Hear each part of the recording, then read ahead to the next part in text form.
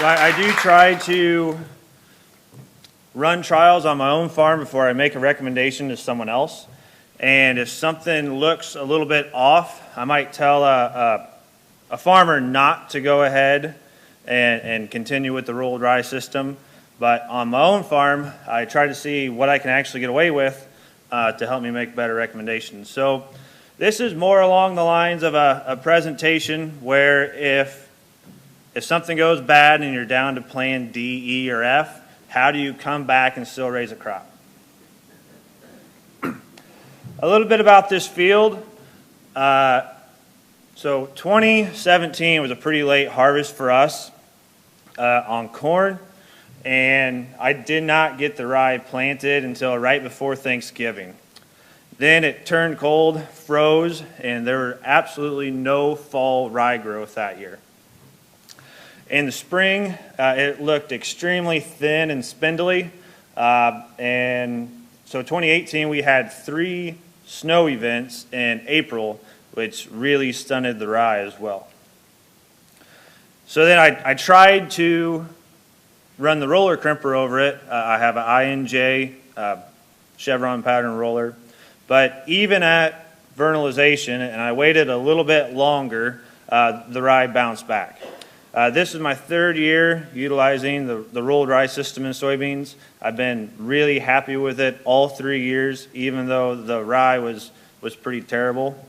I did go ahead and plant about 2-3 weeks, well, no, it was over a month, before I ended up flail mowing the tops out of the rye.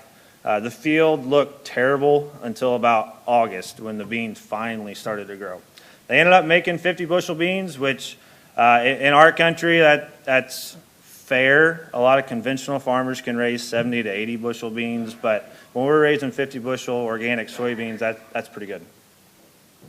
So just to give you an idea, like that's soil. I can, from the tractor cab, see bare ground. And it was pretty scary going ahead and trying this. In the years past, when I've had the rye planted timely and good biomass growth, you can stand and look down and not see anything other than just green rye. But when I could, from the tractor cab, see bare soil at an angle, that's a terrible stand.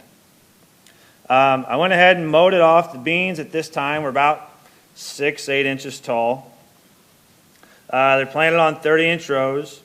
This is what it looked like, and I ended up going into it with a high residue cultivator.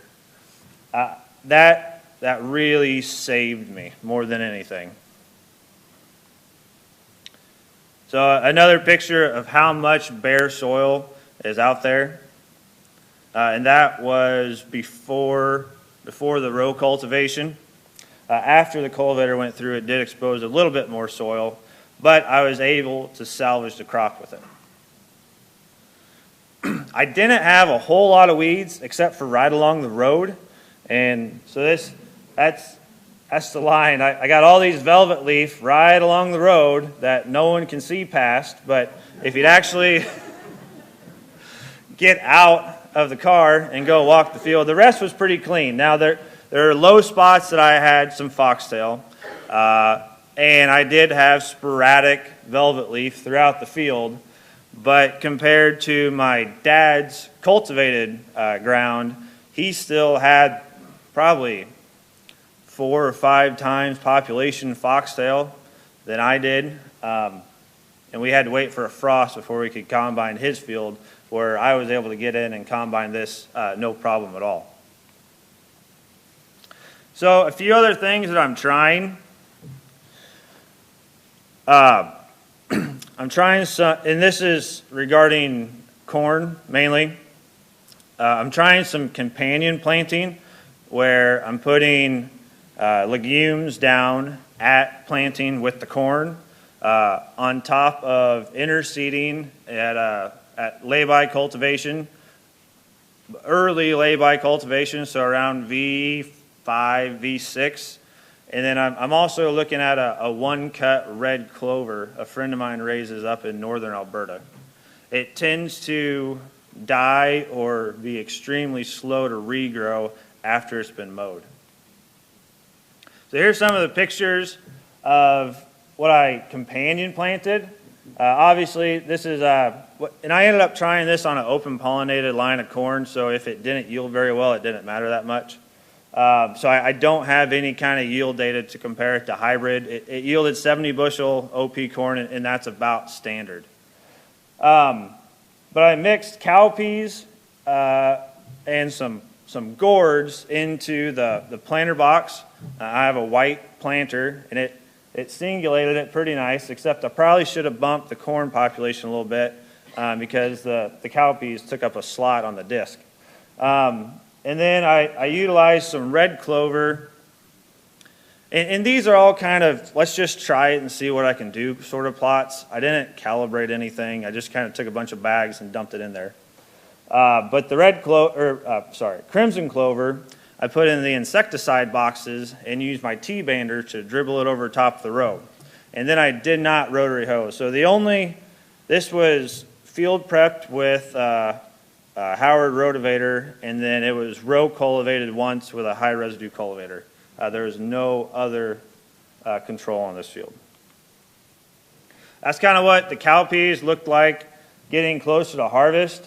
The cowpeas grew up to the top of the corn, and then they decided to come back down, and they grew in between the rows and all over everything. It made it really a challenge to walk through it. The crimson clover pretty much just stood there. It kind of went dormant, and it didn't do too much until after I harvested it, give it a little bit of sunlight, and it came back. So on the rest of the farm, I wanted to try some interseeding. The day before this picture was taken was when I did my lay-by cultivation.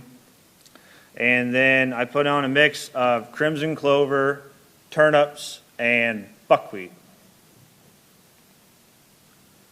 That's kind of what it looked like. It's a bad picture, but the buckwheat came up really nice, but it did get pretty spindly. The turnips didn't do a whole lot until the corn started dying down, same with the crimson clover. But this single cut red clover is what I'm really excited about.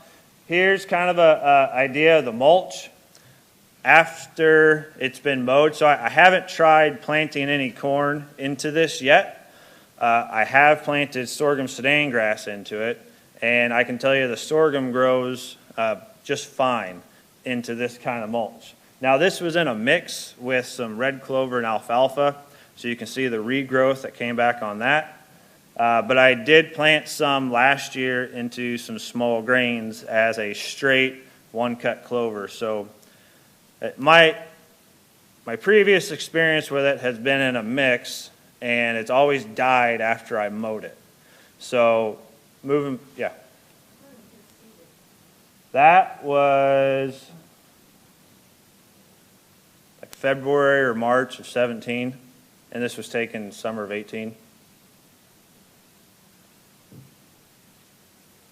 So I'm thinking if I can, and it blooms, it always dies when it's blooming when I mow it, and it blooms around middle of May, which is about the same time that I'd like to plant corn. So we're going to give that a try on about 5 acres this year. Just another picture of it. And if anyone would like to give me here's my contact information. Any quick questions? Where do you buy the single cut?